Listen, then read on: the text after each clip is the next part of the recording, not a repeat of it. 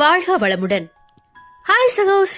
இதயம் மீட்டும் மெல்லிசை போல உங்கள் மனதை மயக்கப் போகும் எழுத்தாளர் தீபா பாபு அவர்களின் கற்பனை சிதறலுக்குள் நம் பயணத்தை தொடங்கலாமா? அத்தியாயம் 5. சரிமா, நீங்க அனுமதி கொடுத்தீங்கன்னா உங்க தங்கச்சி பொண்ணை கூட்டிட்டு போய் இவங்க வண்டியை விட்டுட்டு வந்தாங்களே அங்கேயே கூட்டிட்டு போய் அந்த பசங்களை பார்த்து என்ன ஏதுன்னு விசாரிச்சுட்டு எச்சரிச்சுட்டு வரேன் என்று லட்சுமியிடம் அனுமதி கேட்டான் ஜெய்சங்கர். சிந்தனையுடன் அவளை திரும்பி பார்த்தவர், ஆனா தம்பி, அவங்கள மிரட்ட போய் இந்த பிள்ளைங்களுக்கு ஏதாவது ஆபத்தா முடிஞ்சிட போகுது என்று பயந்தார் அவர். ஒண்ணு கவலைப்படாதீங்க, அத நான் பாத்துக்கிறேன். இப்படியே பயந்து விட்டாலும் அவனுக்கு குளிர் விட்டு போயிடும். அப்புறம் எதையும் செய்ய துணிஞ்சிருவான். நான் மிரட்டல, எச்சரிக்கை மட்டும்தான் செய்யப்படுறேன், அதுவும் அவனோட வீட்டாளங்களோட போய் என்றவன் வேதாவிடம் திரும்பி அவனுடைய முகவரியை கேட்டான். அவன் வீடு எனக்கு தெரியும், வாங்க போல என வேகமாக எழுந்தாள் மணி. அவளை ஒரு மாதிரி பார்த்தவன் லட்சுமியிடம் விடை பெற்று கிளம்பினான். வண்டி தெருமுனையை கடந்ததும், ஆமா, கிளம்புறப்ப எதுக்கு என்ன அப்படி பாத்தீங்க என்றாள் மணி சந்தேகமாக. அதுவா, ஊர்ல இருக்க இளைஞர்கள் முகவரி எல்லாம் உனக்கு தெளிவா தெரியும் போல இருக்கே அப்படின்னு பார்த்தேன். ஏய் ஹலோ, இதுவே வேதா காமிச்சா எனக்கு தெரியும், மத்தபடி ஊர்ல இருக்கவங்க எல்லாரும் முகவரியும் எனக்கு தெரியாது என்றாள் கடுகடுவென்று. இதழில் குறுஞ்சிரிப்பு ஒன்று மலர மேலே ஏதும் வாதிடாமல் வண்டியை ஓட்டினான் ஜெய். இதுதான் இந்த வீடுதான், நிறுத்துங்க நிறுத்துங்க என்று அவன் தோளை தட்டினாள். கதவை தட்டிவிட்டு உள்ளே நுழைந்தவன் விவரம் கூறி அவர்களையும் உடன் அழைத்துக் கொண்டு மணி குறிப்பிட்ட இடத்திற்கு கிளம்பினான்.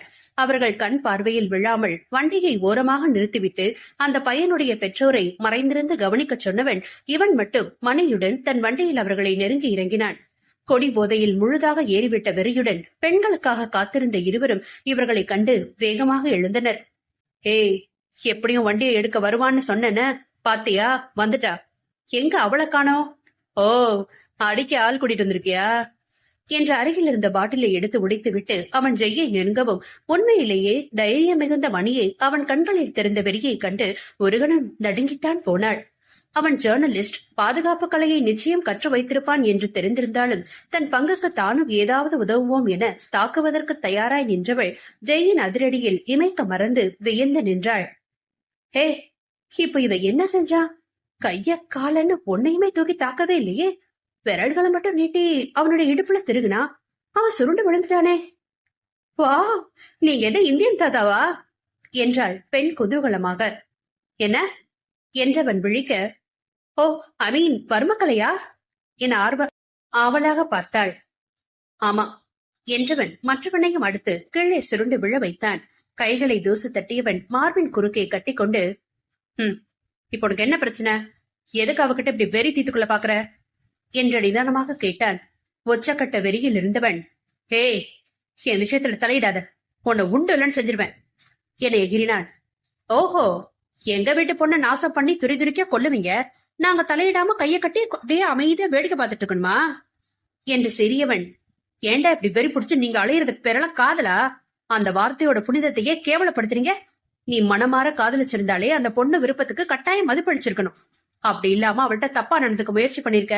அவ உன்னை விலக்கி விட்டாளேன்னு எந்த நியாயத்துல அவளை பழிவாங்க சுத்திட்டு இருக்க?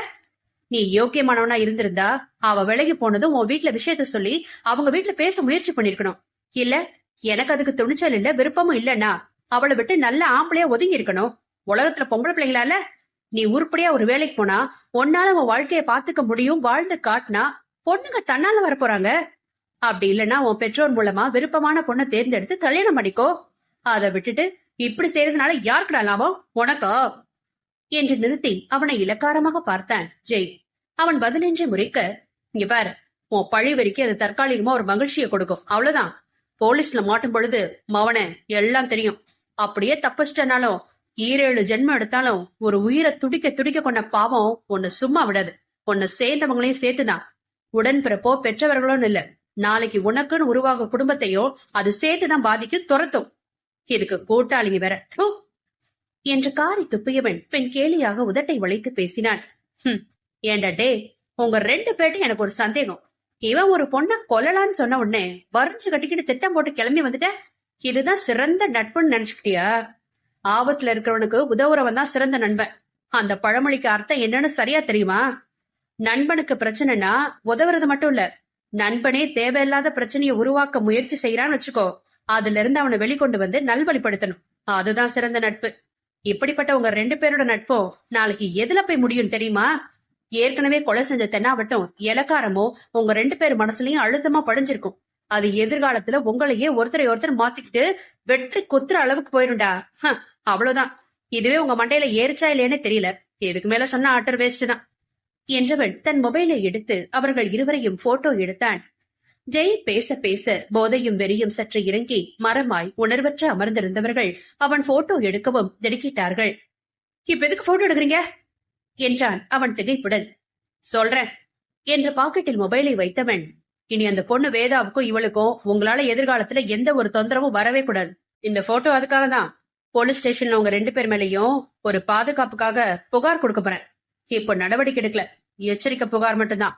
ஆனா ஜாக்கிரதை, நான் மீடியால இருக்கவன் பெண்களோட வாழ்க்கையை சம்பந்தப்பட்டிருந்ததுனால இதோட விடுறேன். இத மதிக்காம தப்பா எதுவும் செய்ய முயற்சி பண்ணீங்க, வெளியே தலையே காட்ட முடியாத அளவுக்கு பண்ணி விட்டுருவேன். பி கேர்ஃபுல் என்று எச்சரித்தவன் அவன் பெற்றோரை அருகில் வரும்படி கையாட்டினான். அவர்களை கண்டதும் அதிர்ச்சியில் மிச்சம் இருந்த போதையும் இறங்கிவிட திருடனுக்கு தேல் கொட்டிய கதையாக தவித்தார்கள் அந்த இளைஞர்கள். நீ அந்த மெக்கானிக்கு திரும்ப போன் பண்ணு, 1/2 மணி நேரம் ஆகுது, அவனைங்க இன்னும் காணோம் என்று மணியை ஏவினான் ஜெய். இன்னமும் முழுவதுமாக அவனுடைய பிரமிப்பில் இருந்து வெளிவராதவள் பொம்மையென தலையாட்டினாள். நெற்றியை சுருக்கியவன், என்ன ரியாக்ஷனே சரியில்லையே என்று யோசித்தபடி அவள் வண்டியிடம் சென்றான். இன்னும் 10 நிமிஷத்துல மினி லோரோட வந்துருவாங்களாம், வாடகைக்கு கிடைக்க தாமதமாயிடுச்சான் என்று அவனிடம் வந்து நின்றாள். என்று தலையசைத்தவனை அவள் வைத்த கண் வாங்காமல் பார்க்க அவனுக்குள் எச்சரிக்கை அலாரம் அடித்தது. என்ன செய்ற நீ என்று அவள் கண் முன்னே சொடக்கிட்டார் ஜெய். இமைகளை சுமிட்டியவள், உங்களை நினைச்சா எனக்கு ரொம்ப ஆச்சரியமா இருக்கு. எவ்வளவு போல்டா சாதுரியமா இந்த விஷயத்த ஹேண்டில் பண்றீங்க. Really great. பேருக்கு ஏத்த மாதிரி ஹீரோ மாதிரியே நடந்துக்கிட்டீங்க.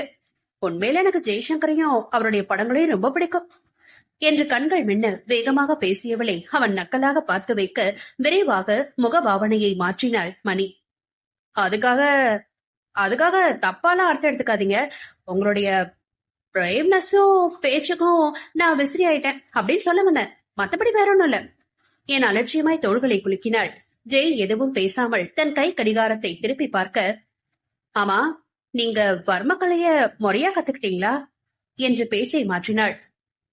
ஆமா, படிக்கிற வயசுல இருந்தே கராத்தே கத்துக்கிட்டேன். இருந்தாலும் அதுல முழு திருப்தி இல்ல. நம்ம கை கால்களை அசைக்க முடியாதபடி எதிரி தடுத்தாலும் விரல்களை வச்சு அவங்கள தாக்குற நம்ம நாட்டு பாரம்பரிய வர்மக்கலை மேல மிகவும் ஆர்வம் இருந்துச்சு. அதனால அதை முழுசா முறையா கத்துக்கிட்டேன். ஓ, நீங்க எப்படி இந்த துறையை தேர்ந்தெடுத்தீங்க? உங்க பேர் காரணத்தினாலா? நீ என்ன பேட்டி எடுத்துட்டு இருக்கியா? எனக்கு இந்த மாதிரி ஜேர்னலிஸ்ட் ரொம்ப பிடிக்கும். ஆனா என் அப்பா சம்மதிச்சாலும் அம்மா வெளியூர்ல அனுப்ப மாட்டேன்னு தடுத்துட்டாங்க. அதனால வேற வழி இல்லாம மேனேஜ்மெண்ட் கோர்ஸ் எடுத்து மாஸ்டர் டிகிரி பண்ணேன்.